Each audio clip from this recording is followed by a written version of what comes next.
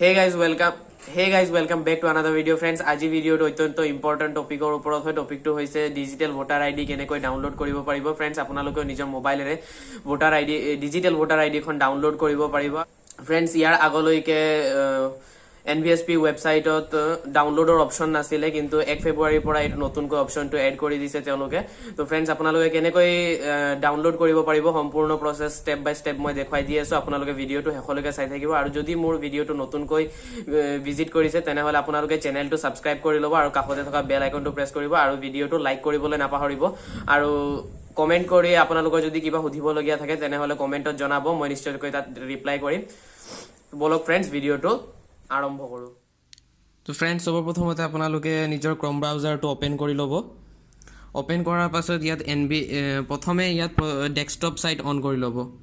ইয়াত ডেস্কটপ ছাইটত ক্লিক কৰি দিব। ডেস্কটপ ছাইট কৰাৰ পাছত তাৰপাছত ইয়াত চাৰ্চ কৰিব nvsp.in লিখি চাৰ্চ কৰি দিব। চাৰ্চ কৰাৰ পাছত ফ্ৰেণ্ডছ এনেকুৱা ধৰণৰ এখন ইণ্টাৰফেচ দেখা পাব।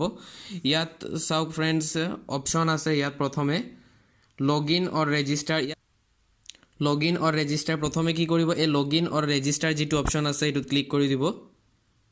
ক্লিক কৰাৰ পাছত ফ্ৰেণ্ডছ, ইয়াত আপোনালোকে যদি আগৰ আপোনালোকৰ একাউণ্ট খোলা আছে ইউজাৰ নেম আৰু পাছৱৰ্ড দি, তেনেহ'লে লগইন কৰি ল'ব। আৰু যদি খোলা নাই তেনেহ'লে ফ্ৰেণ্ডছ, ইয়াত আপোনালোকে চাওক তলত অপশ্যন আছে don't have account register as a new, ইয়াত ক্লিক কৰিব। ক্লিক কৰাৰ পাছত চাব ফ্ৰেণ্ডছ, এনেকুৱা ধৰণৰ এখন ইণ্টাৰফেচ খোল খাব। ইয়াত সৰ্বপ্ৰথমে আপোনালোকে যিটো মোবাইল নম্বৰ এবাৰো ইউজ কৰা নাই সেইটো মোবাইল নম্বৰ ইয়াত দিব, এণ্টাৰ কৰিব। তাৰপাছত এণ্টাৰ কৰাৰ পাছত ইয়াত কেপচাৰটো ফিল কৰি চেণ্ড OTPত ক্লিক কৰি দিব। চেণ্ড OTPত ক্লিক কৰাৰ পাছত আপোনাৰ মোবাইলত এটা OTP আহিব। সেই OTPটো আকৌ ইয়াত এণ্টাৰ কৰি ভেৰিফাইড ক্লিক কৰি দিব। তাৰপাছত ইয়াত আই ডোণ্ট হেভ এপিক নাম্বাৰ বুলি তেতিয়া এই অপশ্যনটো ইনেবল হৈ যাব। তেতিয়া এই অপশ্যনটোত আপুনি ক্লিক কৰি বাকী ডিটেইলছ আপোনাৰ ফাৰ্ষ্ট নেম লাষ্ট নেম খুজিব, সেইখিনি আপুনি ফিল কৰি ৰেজিষ্টাৰত ক্লিক কৰি দিব। পাছৱৰ্ড নিজৰ মতে ছেট কৰি ল'ব। এনেকুৱা কৰি আপোনালোকে নিজৰ মোবাইলেৰে আগতে ৰেজিষ্টাৰ কৰি ল'ব যদি নাই, আৰু যদি আছে তেনেহ'লে বাকীখিনি দেখুৱাই দি আছোঁ, আপুনি চাই থাকক। লগইন আৰু ৰেজিষ্টাৰত যাব। ৰেজিষ্টাৰত গৈ ইয়াত প্ৰথমে ইউজাৰ নেম ইয়াত দিব। ইউজাৰ নেম এণ্টাৰ কৰি ইউজাৰ নেমটো আপোনাৰ মোবাইল নম্বৰ বা ইমেইল আপুনি যি দি খুলিছিলে সেইটোৱে হ'ব। মোবাইল নম্বৰ মই দি খুলিছিলোঁ আৰু পাছৱৰ্ডটো দি কেপচা দি তাৰপিছত লগইন কৰি ল'ম। পাছৱৰ্ডটো ফ্ৰেণ্ডছ এণ্টাৰ কৰা হৈ গ'ল। এতিয়া ইয়াত যিটো কেপচা কোড আছে, যিটো কেপিটেল আছে সেইটো কেপিটেলত আৰু যিটো স্মল আছে সেইটো স্মলত আপোনালোকৰ তাত নিজৰ যি মতে আহে সেইমতে এণ্টাৰ কৰি ল'ব। ইমানখিনি ফিল কৰাৰ পাছত তাৰপিছত লগইনত ক্লিক কৰি দিব।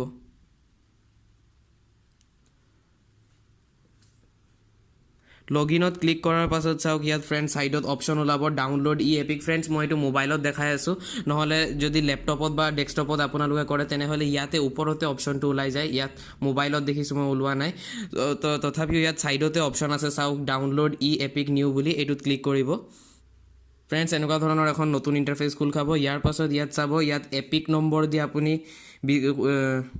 চাৰ্চ কৰিব বিচাৰে নে ৰেফাৰেঞ্চ নম্বৰ, যিটো আপুনি ভোটাৰ আইডিখন এপ্লাই কৰোঁতে, ভোটাৰ লিষ্টত নাম উঠাবলৈ এপ্লাই কৰোঁতে যিটো ৰেফাৰেঞ্চ নম্বৰ পায় সেইটোৰ দ্বাৰা।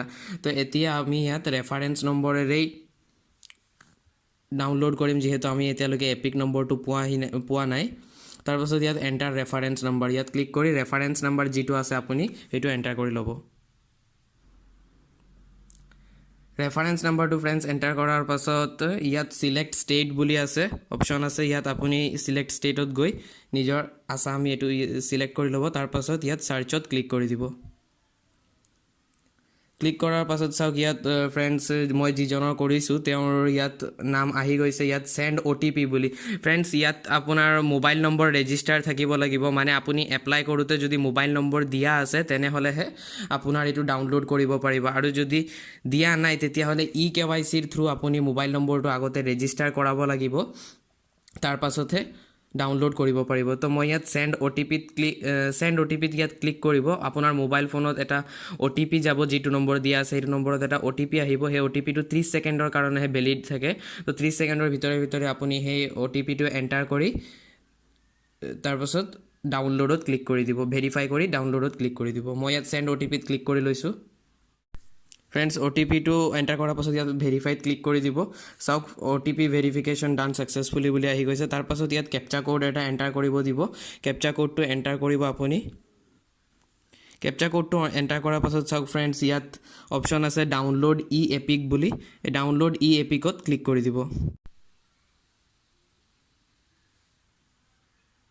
চাওক ফ্ৰেণ্ডছ মই ডাউনলোড এপিকত ক্লিক কৰাৰ লগে লগে মোৰ ইয়াত কংগ্ৰেচুলেশ্যন ইয়ৰ এপিক নম্বৰ এইটোবিলাক আহি গৈছে ইয়াত ছাকচেছফুলি গ্ৰাণ্টেড মোৰ ইয়াত ডাউনলোড হৈ গৈছে তো মই ডাউনলোডৰ পৰা আপোনালোকক এবাৰ দেখাই দিছোঁ ফ্ৰেণ্ডছ চাওক এনেকুৱা ধৰণৰ ডাউনলোড হৈ আহি যাব তো ফ্ৰেণ্ডছ আপোনালোকে নিজৰ ভোটাৰ আইডিখন এনেকৈ ডাউনলোড কৰি প্ৰিণ্ট কৰি উলিয়াই ল'ব পাৰে আৰু যিকোনো ক্ষেত্ৰত এইটো প্ৰযোজ্য হ'ব যেনেকৈ আমাৰ আধাৰখন যিকোনো ক্ষেত্ৰত দিব পাৰি আৰু যিকোনো ক্ষেত্ৰতে আপোনালোকে এইটো জেৰক্স কৰি দিব পাৰে সকলো ক্ষেত্ৰতে এইটো গ্ৰহণযোগ্য হ'ব আৰু এটা কথা ফ্ৰেণ্ডছ যিসকলে নিজে অনলাইন এপ্লাই কৰা নাই বা CSC চেণ্টাৰত গৈ এপ্লাই কৰা নাই BLৰ হাতত দিছে তেওঁলোকে হয়তো ৰেফাৰেঞ্চ নম্বৰ পোৱা নাই চাগে তো তেনেহ'লে যিসকলে ৰেফাৰেঞ্চ নম্বৰ পোৱা নাই তেওঁলোকে কি কৰিব সৰ্বপ্ৰথমে আপোনালোকে ভোটাৰ লিষ্টখন চেক কৰিব ভোটাৰ লিষ্ট কেনেকৈ ডাউনলোড কৰে তাৰ ওপৰত মই অলৰেডি ভিডিঅ' এটা বনাই থৈছোঁ ভোটাৰ লিষ্টখন ডাউনলোড কৰা একেবাৰে সহজ হয় আপোনালোকে নিজৰ মাক বা দেউতাকৰ ডিটেইলছ দিয়ে ভোটাৰ লিষ্টখন ডাউনলোড কৰিব পাৰিব আৰু তাত আপোনালোকৰ নিজৰ নামটো উঠিছে নে নাই তাত নামৰ এগেইনষ্টত তাত এপিক নম্বৰটো থাকেই যিহেতু আপোনালোকে সেই এপিক নম্বৰটোৰেই সেই লিষ্টখন ডাউনলোড কৰিব এইখন যিখন ডিজিটেল ভোটাৰ আইডি যিখন সেইখন ডাউনলোড কৰিব পাৰিব তো আপোনালোকৰ ৰেফাৰেঞ্চ নাম্বাৰ নাথাকিলে আপোনালোকে তেনেধৰণে সেইটো প্ৰচেছত গৈ কৰিব পাৰিব আৰু কেনেকৈ ভোটাৰ লিষ্টখন ডাউনলোড কৰিব পাৰে তাৰ ওপৰত মই অলৰেডি ভিডিঅ' এটা বনাই ৰাখিছোঁ তো সেইটোৰ ডেছক্ৰিপশ্যন বক্সত লিংকটো থাকিব আপোনালোকে গৈ চাব পাৰে ফ্ৰেণ্ডছ যদি ভিডিঅ'টো ভাল লাগিলে মই সম্পূৰ্ণকৈ ইনফৰমেশ্যনবোৰ দিব পাৰিলোঁ তেনেহ'লে ভিডিঅ'টো লাইক কৰি দিব আৰু সকলোকে শ্বেয়াৰ কৰি দিয়ক যাতে সকলোৰে সহায় হয় থেংকছ ফৰ ৱাচিং দিছ ভিডিঅ'